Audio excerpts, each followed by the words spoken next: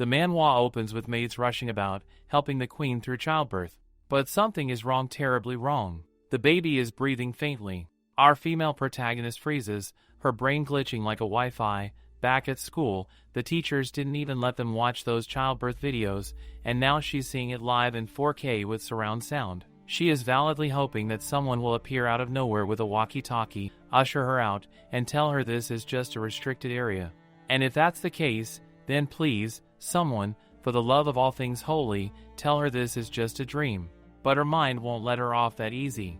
It whispers that this is exactly what she thinks it is. Then again, none of it even makes sense to her, so she spirals, wondering what in the multiverse is even happening right now. The head maid shoves her forward, snapping at her like, "Girl, what are you doing? Go get some hot water." And, excuse me? Her name is Ash. The sound of it makes her realize this feels way too real to be some random fever dream. The sweat, the groans of the queen who, by the way, doesn't even let out a scream while giving birth, and every single detail is painfully vivid. Then the head maid announces the words that slap everyone in the room. It's the prince. The hall fills with the sound of congratulation. The queen takes the child in her arms, but Ash notices instantly that she seems oddly indifferent for someone who just went through labor. But the other maids wave it off, assuring her that they've already informed the king and he'll be here soon. For now, the queen just has to rest. The head maid then orders everyone else to leave and asks the lords nearby if they know of a mirror in the palace. Ash pipes up, saying she feels like freshening up. But the blonde girl beside her points out that Ash's hair looks like it just went 12 rounds with a tornado and really needs fixing. She guides Ash, saying there's a mirror in the side room down the hall. Ash drags herself there, muttering internally like she's on autopilot. At first, she thinks it's a bathroom, but then she spots the mirror and her reflection stops her cold. The face staring back is exactly the same face she had in Seoul. No wonder this body felt suspiciously familiar to her. She gulps, mind screaming, "Okay, so this is a fantasy world. Period. End of story." She's definitely not in Seoul anymore. There are literal maids in frilly uniforms straight out of a webtoon serving the queen. If this isn't a movie set or a dream, then fine, she really did end up in another world. At first, she tries to hype herself up. Like, yeah, she can handle this. Easy. But her confidence cracks faster than her phone screen on day one, and she just wants anyone to come rescue her. Back when she was a high schooler, she used to binge fantasy novels like there was no tomorrow. She'd always daydream about being whisked away to another world. It was something she desperately wished for, especially during her college entrance exams, when life felt like one giant "you shall not pass" meme. She wanted to go somewhere magical, somewhere people would tell her how much they needed her. But reality slapped her back then. No handsome man ever appeared to say he was here to take her away. No owls flew to her window carrying a letter of destiny. In her 20s, she had finally accepted the cold, hard truth. There was no knight in shining armor, no charming prince, no enchanted portal waiting to carry her off into the sunset. So why in the multiverse does this have to happen now? And, as if fate hadn't already trolled her enough, she looks the same as she did in Seoul. This is seriously too cruel. Ash finally reaches the stage of admitting the obvious. She's here, stuck in this fantasy world. And the kicker? She's just a commoner. No special first-class perks, no divine blessings, no golden cheat codes, nothing. But then her mind derails into the most random thought ever. Wait, what happened to her ramen? She remembers exactly how it went down. She had been prepping her food with dedication, chewing on ideas while waiting for the soup to boil. She sliced mushrooms, chopped onions, letting the broth deepen into that heavenly, MSG-rich glory. Then came the moment of glory. She sprinkled cheese over it. And that was exactly when she suddenly found herself yeeted into this new world. Now she's here, surrounded by a squad of maids, all of them bowing with their heads down. Ash blinks and looks around, completely lost. Then one of the maids whispers at her urgently to put her head down too. She doesn't even have time to react before the king himself enters the queen's room. All the maids tense like a group bows down when the king arrives. The maid sits up, thinking, wait, why would the king drag that boy in with him? What kind of madness is this? She can't believe the queen, who literally just gave birth, has to deal with something this messy. Ash is confused and blurts out, asking the maids what's wrong. Everyone freezes, their faces horrified, as if she just confessed to eating rice with a fork. They all whisper among themselves and finally ask if she's gone mad too. Ash tells herself to chill, stay calm. She can do this. Then she insists she doesn't see anything weird here. The other maids stare at her like she's grown 2 heads. They question her again, asking if she really hasn't seen that man. Ash, brain still buffering, asks them if they mean the guy standing beside the king. She squints and says, "Oh, him? That's Yuri Jill." And right at that dramatic second, the door bursts open.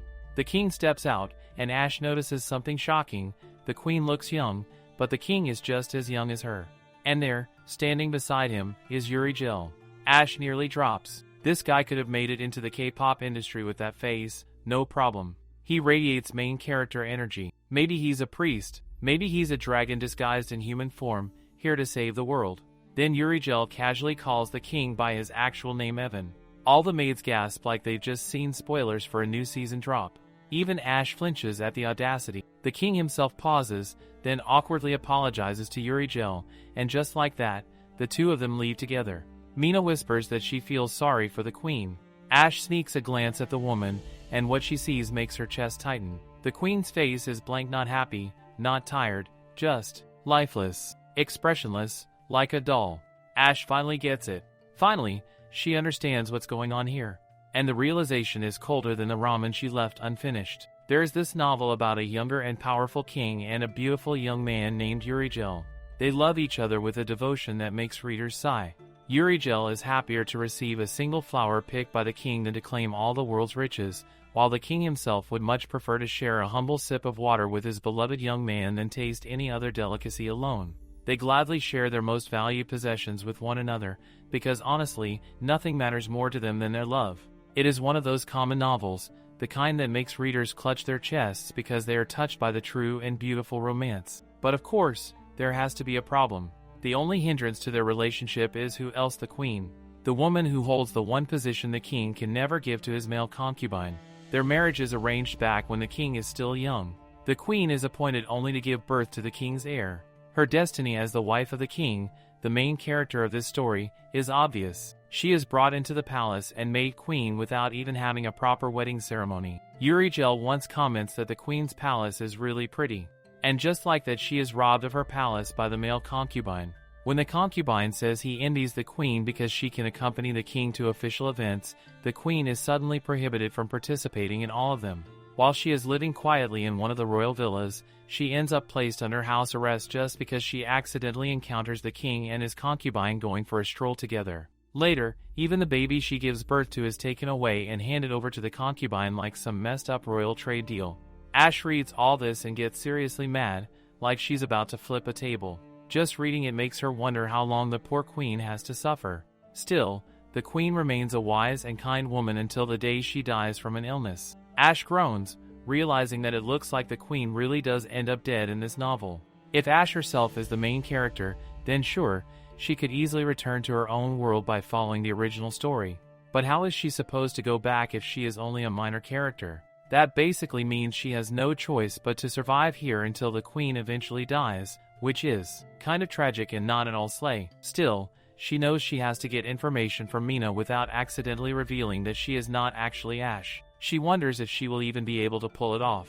With a sigh, Ash decides she is going to bed early today. She is afraid of reliving the whole chaotic experience in her dreams, but Mina gently assures her that she will have sweet dreams. Mina then says she will go chat with others in the other room and tells Ash not to worry about coming along, promising she can rest in peace. Ash lies down in her bed, trying to understand the situation. These are the maids' quarters located inside the queen's palace. 2 maids share one room, and Ash's roommate is Mina, who has just left. The maid with blue eyes she talked to earlier is Ellie, and the maid who lives in the room next door is Sev.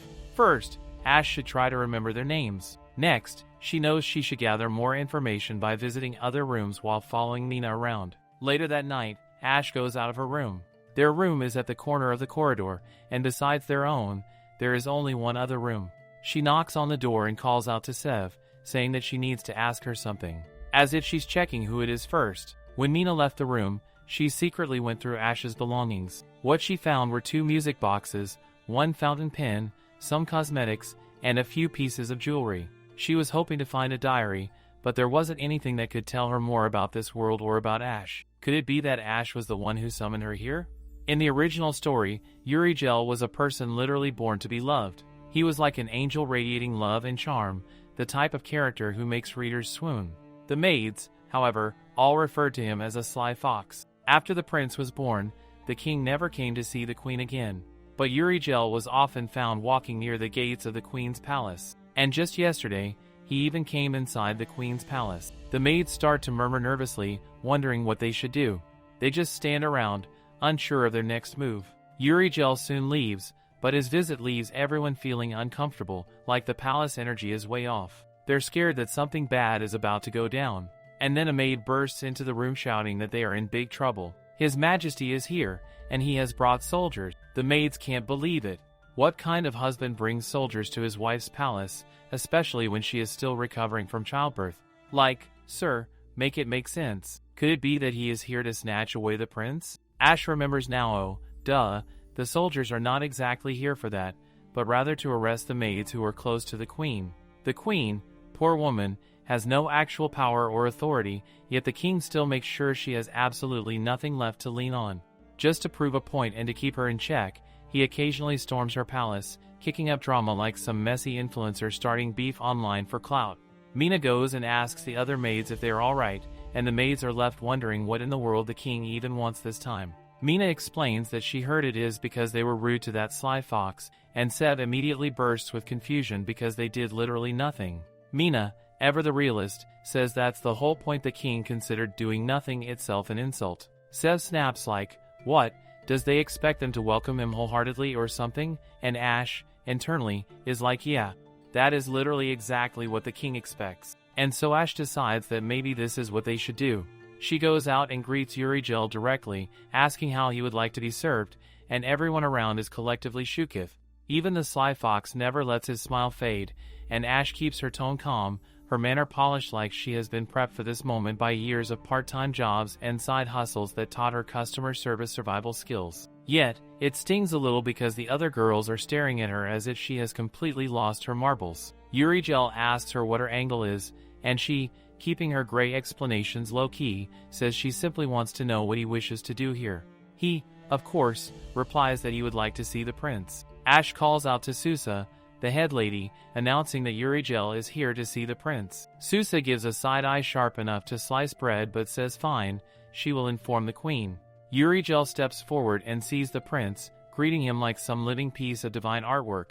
The child plays with him without hesitation, and honestly, it feels like watching a statue of the Virgin Mary suddenly come to life, dazzling and immaculate. This whole situation further confirms Ash's suspicion that in this world, looks are literally the currency, the entire economy, the cheat code, everything. On the other side, though, Susa is glaring at Ash like she is ready to commit a felony, her eyes practically throwing daggers. Poor Ash, though, has no other choice. She does not have any special abilities, cheat buffs, or magic powers to fall back on. If playing along with the palace's absurd beauty contest rules is what it takes for her to survive as a maid here, then so be it. Handsome men arrive at the queen's palace, 2 of them, to be precise. The first is Alex Muchter, a guard the queen brought over from her paternal family. He is that quiet, stoic type, a serious man who hardly ever speaks, the human embodiment. The queen relies on him as if he were her older brother, yet like every predictable character in these messy palace dramas, he too falls in love with Uriel at first sight. Simp energy detected. The second guy is Mio Zodiac, the prince's personal guard, who is even worse because his love for Uriel is so delusional that he actually whispers lies into the ears of the young prince, just so that boy will grow up despising his own mother. Talk about toxic. The queen, not fooled by appearances, asks Mio if he is being sent by the king. Mio replies yes and swears upon his life to protect the royal family.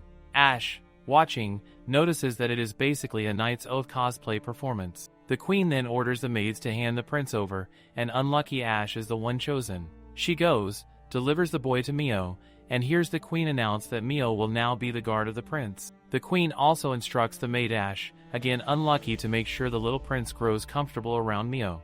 To top it off, she tells Mio to take the room directly across from the prince's quarters. She even asks him whether he will be coming back soon.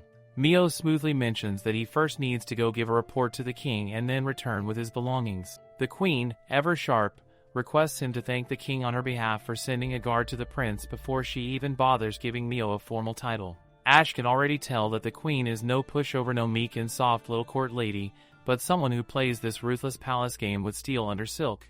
Later that night, Mina asks Ash what is running through her brain today. Ash hands over the blanket, trying to dodge the question, but Mina, being Mina, adds that she heard the head maid wants Ash to go and see the nanny tomorrow. Ash is confused why her. Tomorrow is her laundry duty. Mina explains that Sev was supposed to go, but she broke her leg. Ash, startled, asks how that even happened. Mina casually says that actually Pepe pushed Sev. Ash wonders if maybe it was some clumsy accident, but Mina shakes her head, saying Ash is lacking the tea. She spills it. Sev had been fooling around with Pepe's boyfriend, so Pepe pushed her as payback. Ash is left gaping, and Mina tries to defend Pepe, saying he was really a sweetheart. Ash scoffs, yeah, sure, a sweetheart who cheats. This palace is crawling with toxic people. There are too many horrible humans in this world, period.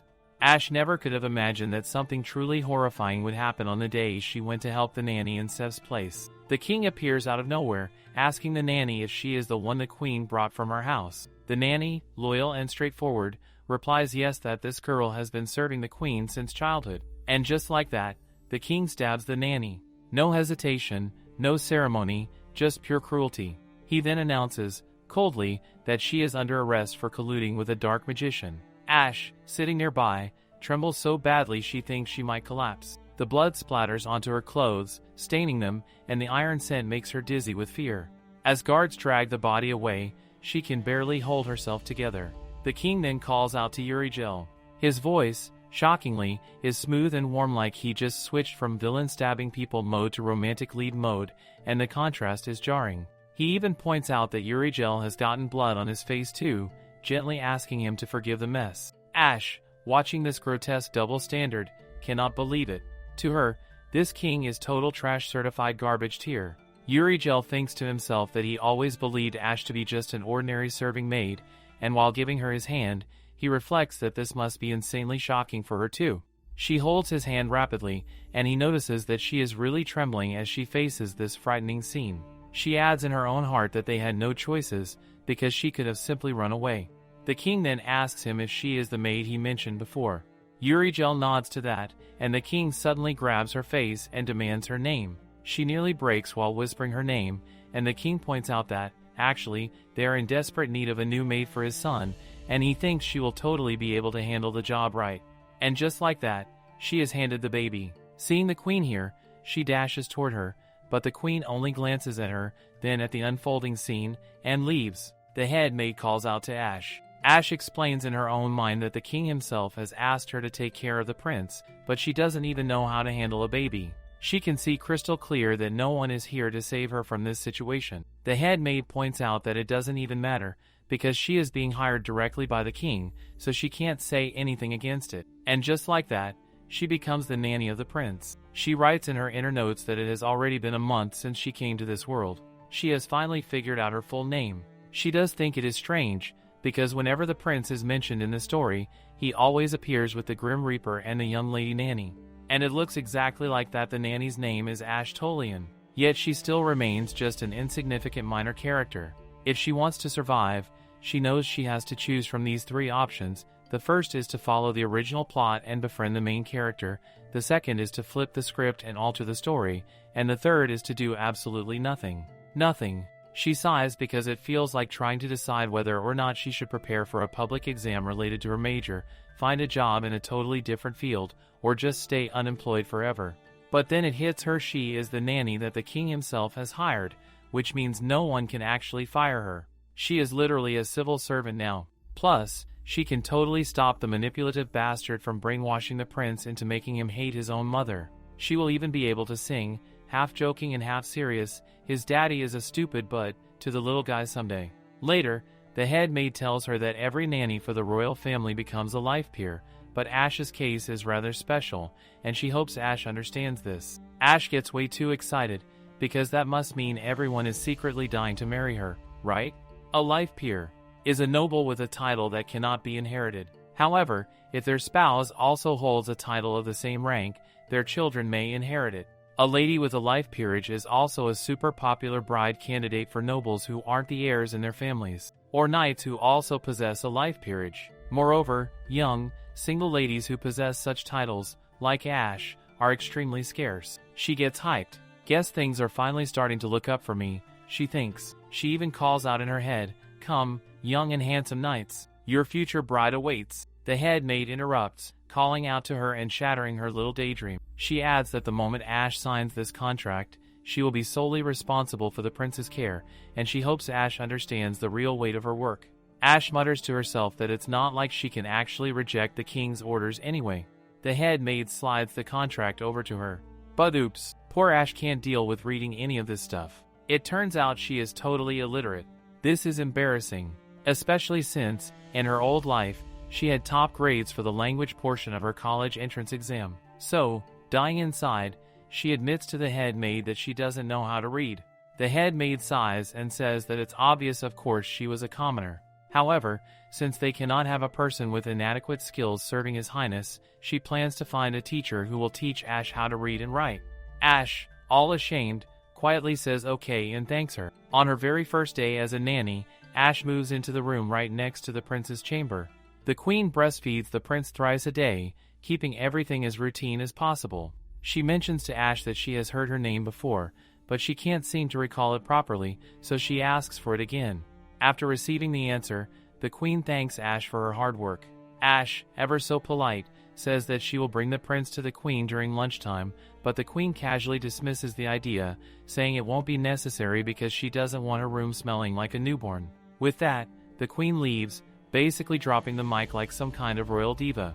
Ash picks up the prince and can't help but think that this dear child is growing up in such a cold atmosphere. His mother doesn't seem to love him, and his father has zero interest in him. It's like the poor boy wasn't born out of love, but that isn't his fault at all. Sometimes that's just how things are in this messy world, and Ash, holding him close, feels that reality hit like a sad playlist on shuffle. Not long after, the teacher Roman arrives. Ash is instantly grateful to Susa for pulling strings and getting her such a handsome teacher. She wonders aloud if she should call him Lord or Sir. Since he has been knighted, both would technically work, but Roman suggests that perhaps calling him Mr. during lessons would be more fitting. Ash, feeling awkward, stutters through a reply, tossing out a casual K, sure, even though she's totally cringing inside.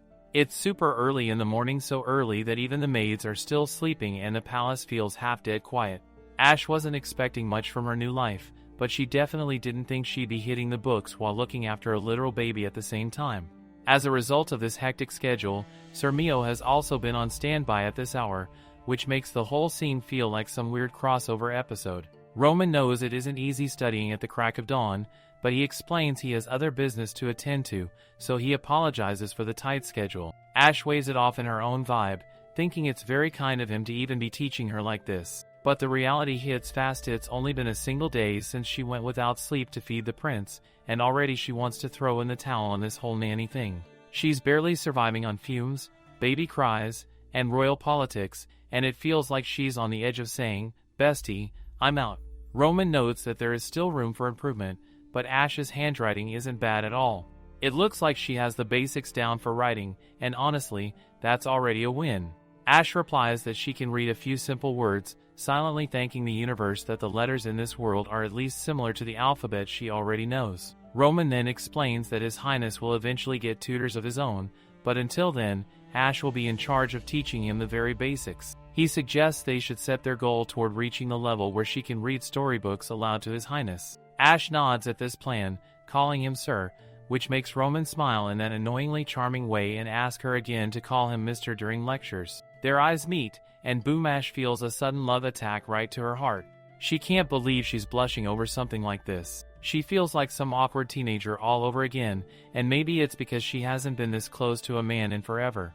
The next day, she runs into that sly fox again, Urigel. He greets her by commenting that her new uniform suits her really well.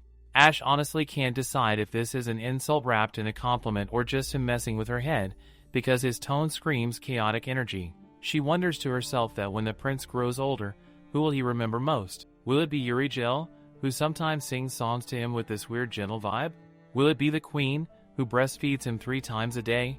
And which of those memories will be the happiest one for him? Ash ends up saying aloud that it seems like Urigel really likes the prince, since she's seen him sing to the baby quite a few times. Urigel only smiles at her with that smug face and replies that he really likes her and is glad she's the nanny of the prince. Ash, caught completely off guard, clutches her hand to her chest, thinking that maybe just maybe she's glad too. She remembers The Escape, the novel this whole world comes from, and recalls how high the mortality rate in it was. But nowhere did it ever mention the prince's nanny being executed, so she guesses her character, Ash, probably won't end up dead. At least, fingers crossed. Uriel then asks for her name again like bruh. Third time this weekend she tells him it's Ash. He swears he'll remember it this time, but honestly, who's going to break it to him that his memory is literally trashed here? He assures her that if the prince needs anything, she can let him know.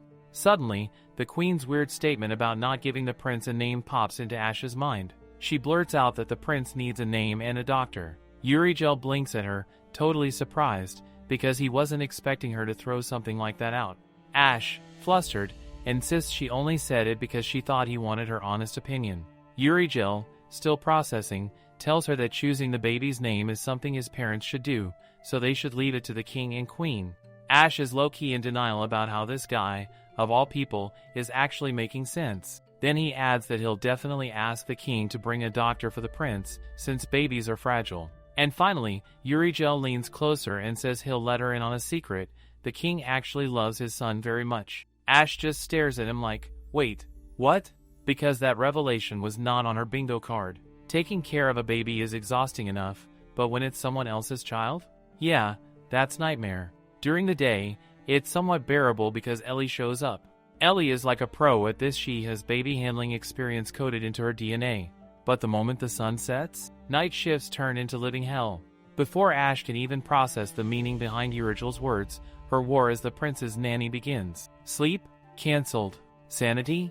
On backorder. She's basically respawning every night with negative stamina.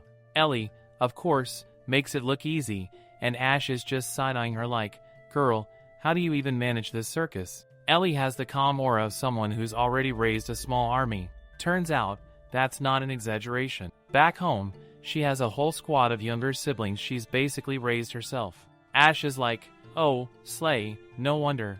But when she asks about the youngest sibling, Ellie casually drops the word dead. Ellie explains that poverty is a monster in its own right, and honestly, working here is better than straight up dying in the streets. She adds, thankfully, that many of her siblings are still alive. Ash doesn't even know what to do with that information, like, how do you emotionally process trauma bombs while sleep deprived? Fast forward, Ash is being called out for dozing off again. She insists she wasn't dozing, she was totally awake. But nah, sis was gone, fully logged out. She cries that she's sleepy, no duh, queen, but before she can even spiral, Roman tells her to cut it out because, plot twist, he's about to grade her test. Ash, half drowsy and half embarrassed, remembers they were literally in the middle of a dictation test. Roman questions whether she even had prior education. Ash low-key flexes in her head like, yes, actually, she's a graduate with a 4.0 GPA. Roman, of course, doubts her.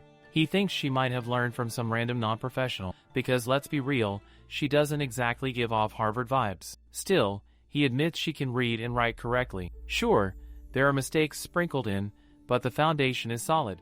He even says he suspects she got some kind of basic education. Ash wonders if this is going to make things harder for her in the long run, but Roman waves that concern off. When she takes her test back, she can't believe her eyes. Only a few mistakes? Excuse me? This feels illegal. Roman just laughs because, considering she hasn't even been in lessons that long, her score is actually really good. Ash wants to be proud, but she's also just like, bro, I can't feel my brain right now. Meanwhile, scene change, Mina's yelling at Ash to wake up. Girl has blacked out again. Absolute wipeout. And over it all, the words float in her head. A lot of mothers cry after giving birth due to depression. Ash may not be a mother yet, but right now she feels like crying her soul out. Mina shakes her gently, reminding her that she really does need rest and should hand over the shift. Mina promises she'll cover, but Ash, parched and stubborn, insists she can't. Leaving the office without a proper reason could mean punishment, and she isn't about to gamble with that.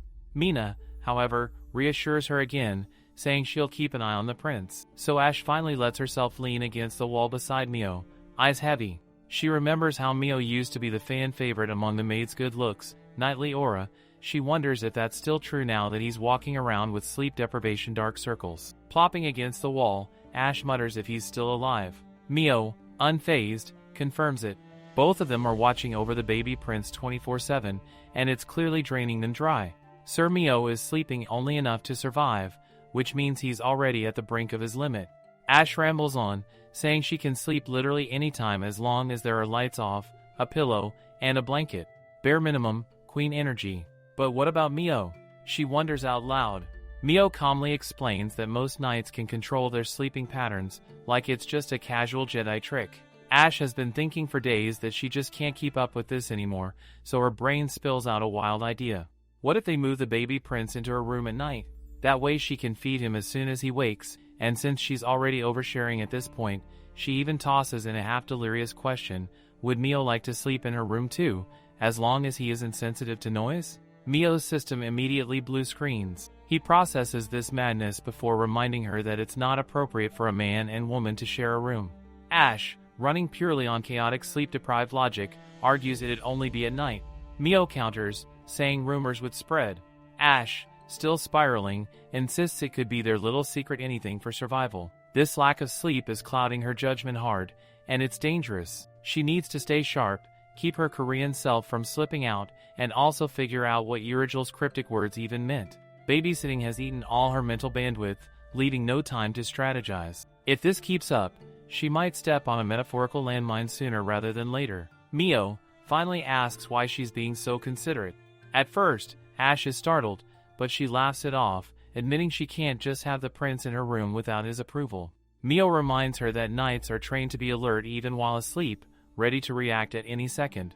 Ash is relieved to hear it. At least he'll notice if something happens to his highness. Not long after, the staff actually place a small bed in her room for the baby prince. And just like that, Ash has officially leveled up into full-time babysitter with sleep schedule permanently nerfed. When Mio first meets her, he thinks she is a very odd woman. She stretches out her hand to him, saying she is Ash and the prince's nanny.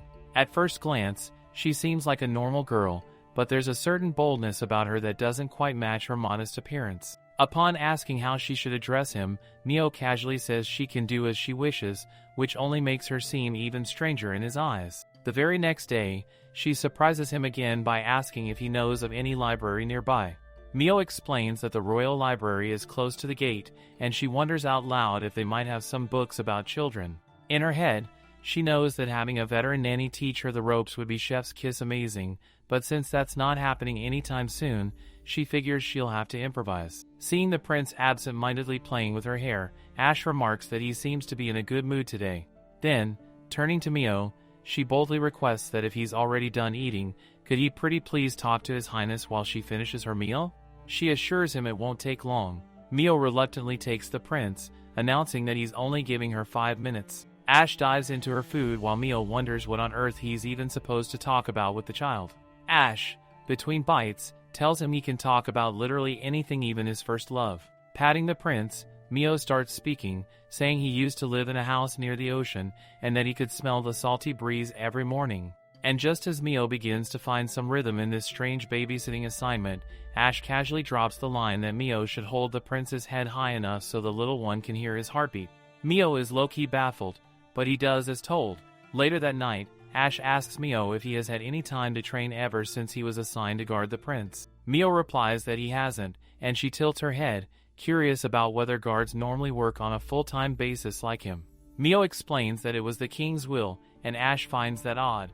Urigel once said that the king loves his son, but Ash can't help but notice the king still hasn't named him, and he's assigned only one guard to watch over the child 24/7. The whole setup gives off some major red flag energy. Ash knows she needs more time for herself in order to gather books on childcare and get more information about this world. She sits at her table that evening and politely asks Mio if he minds her lighting the lamp. Mio says he doesn't, so she lights it, mentioning she'll keep it dim. Her first 2 goals were simple but critical: get the prince a name and find him a doctor. So far, she has managed to achieve the latter. Now, it's time for her to set up her next batch of short-term goals, because this nanny is running her life like it's a to-do list app, and failure is not on the mood board. The next morning, Ash rushes to Roman, all hyped up like she just downed 3 espressos. She asks him way too excitedly if he would like to help her edit the sheet. Before he can even react, the scene shifts, and she is already in the room, greeting the queen and Alex. Ash comments to the queen that the prince seems to be in a really good mood today. Then, With that trademark boldness of hers, she points out the prince still doesn't have a name. She wonders out loud if the queen has a name in mind. The queen replies firmly that this child is the heir to the throne, so it is only right that his majesty be the one to give him a name. Ash can't help but think, girl, but you're literally his mom, you must have thought of a name by now. The queen, however, doesn't want to get her hopes up. After some thought, she admits that if the child were a boy, she always wanted to name him Eugene. Ash lights up, pointing out that the name really does suit the prince, who already carries himself with courage like a tiny warrior king. The queen hands little Eugene back to Ash and mentions that his milk supply seems to be decreasing. They'll probably need to switch to powdered milk soon. With that, she gracefully leaves. Ash looks down at Eugene and whispers if he is happy to finally meet his mama. She admits softly to herself that she really misses her own mom too, but then snaps out of it this is not the time to spiral into depression. Mina comes over, asking Ash to watch the prince because she needs to do her homework. Ash doesn't mind writing the proposal at first, but the second someone calls it homework, she's out. She sulks dramatically, thinking about how all her answers were wrong and now Roman has ordered her to review everything before their next class. She throws an internal tantrum because seriously, who wants to be doing homework at this age? Not her, that's for sure. We see Uriel enter the room. Ash greets him with her usual spark and immediately starts flattering him, saying he really does look good in those clothes because not many people can pull off that kind of royal drip. Uriel thanks her with his calm, composed vibe, but he points out that she looks rather tired and asks if everything is alright. Ash low-key thought he was going to ask her name again, but apparently she's now worth remembering, which is kind of a win in her book. She appreciates his concern and adds that the prince must be asleep right now. Uriel looks at the child and remarks that babies grow up pretty fast, and one day he won't be able to come here for a long while. The thought makes him sad because what if the prince forgets about him? And honestly, that's a whole mood. Ash asks him, all sad and moody, if he is not going to come. But deep down, she is actually relieved, like low-key praying he never shows up again. Uriel then asks her if she hasn't heard the news. He smiles all bright and dramatic, announcing that the war is finally over. Boom! Just like that, chapter 1 of The Escape is closed. The war has ended, and the name of the baby prince has been announced. And of course, the baby's name is definitely not Eugene. That tea is scalding. Ash is then seen drowning again in her own little spiral when Roman calls out to her. She looks at him and straight up asks how much he is actually getting paid to do all this. The dude just greets her with a casual good morning vibe.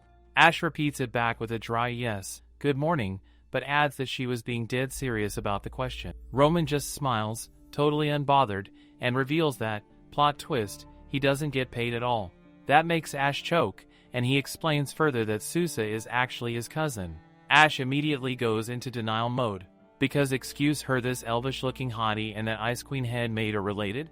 No way. Clearly, one of them won the genetic lottery and the other just participated. Roman then points out that Ash doesn't look too good. She shrugs and says she hears that a lot these days, so like, nothing new. He points at the sheet in her hands and asks what she wanted to write there. She replies with something like professional schism, and he notes that she makes a lot of mistakes confusing E and A. Ash laughs it off, insisting that nobody can be perfect. But Roman drops a mini life lesson, saying those are the exact kind of thoughts that make someone lazy. Ash tries to brush it off, saying it's just an ordinary thing and, after all, both of them work super hard anyway. He looks at her seriously for a moment and even starts patting her shoulder like he's a motivational coach. Given that their lessons are mainly focused on reading, he tells her this level of writing is actually outstanding. Well done. Ash starts to blush like crazy, and in classic Gen Z fashion, immediately yeets the topic to something else, asking if he must be really busy these days since she heard the war is over. Roman, almost calling him a little fox, stops himself and instead asks if Uriel still comes to the Queen's palace. Ash replies that he often visits to play with His Highness. Then she wonders aloud why everyone is so busy now that the war is finally over. Roman explains that it's because people are coming back home, Miss Ash. Moreover, he adds, they didn't actually win, so there's also the issue of dealing with everybody's morale. Ash's eyes sparkle instantly, because hello, if people are coming back, does that mean there's going to be some kind of parade? Fancy dresses, parades, and night markets? The thought alone makes her want to bounce like a kid at a carnival. All by herself, Ash processes the moment, while Roman is thinking that yes, it is very likely things will get super festive soon. After all, they need to hide the fact that the war ended in an armistice, not a victory. Majesty, the king, will personally be greeting the army as well, and Uriel will be there with him instead of the queen. Then Roman, in his smooth low-key way, asks Ash if she would like to accompany him during the parade if she happens to be free at that time. He casually notes that they should wrap things up now, and Ash, half distracted, just replies with a sure. But then Ash wonders why the heck did she even have a fountain pen when she's technically illiterate? And not just any pen, but a really fancy, high-quality fountain pen. Like, this thing screams luxury. Her name is Ash, that's nowhere even close to the engraved initials, CK. So whose initials are these? Mystery unlocked, but not solved. The scene shifts, and Ash is now greeting the queen and Uriel. She had been wondering when this day would finally come, the moment when the queen, the concubine, and the baby would all be in the same room. The queen smiles at Uriel and remarks that he has such a beautiful face. Uriel thanks her gracefully, and the queen even says it's so beautiful she'd like to touch it. Ash, meanwhile, is just standing there suffocating in this overly polished environment. Uriel then asks Ash if he can hold the baby prince. He takes the child into his arms and hugs him, promising that soon the little prince is going to receive a really beautiful gift. Ash instantly knows this must be tied to the real reveal of his name. Uriel, oddly enough, seems genuinely fond of Ash today. He tells her that since he's in such a good mood, he's going to grant her one wish. Ash had only ever hoped he'd have a bad day because honestly, she pitied the queen, but she neither liked nor hated Uriel.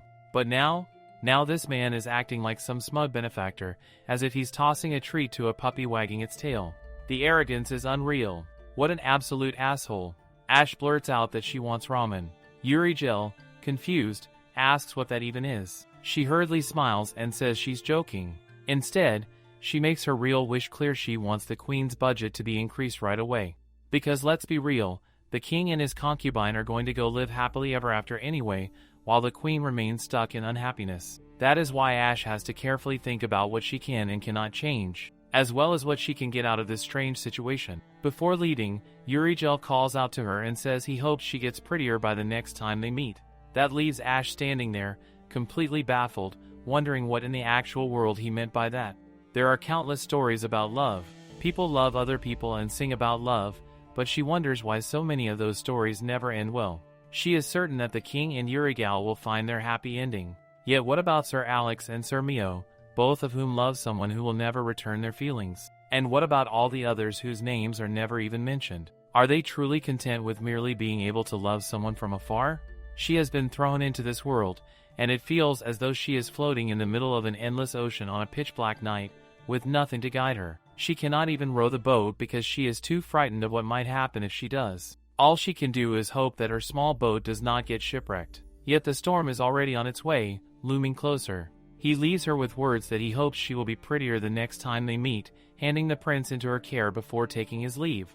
Alex and Mio rush over to him, both frantic with concern, asking if he is unharmed. She thinks bitterly of how overprotective they are, wishing in her heart that they would tumble down the stairs and break their stupid noses. Her eyes dart to Mio, who is smiling, and she knows instantly where this path is leading. Mio knows it too, though neither of them voice it aloud. Later that night, she sits out on the balcony, savoring the quiet, thinking how a can of beer would be the perfect end to a day like this. One might wonder why she is in such an unusually good mood, but the reason is simple.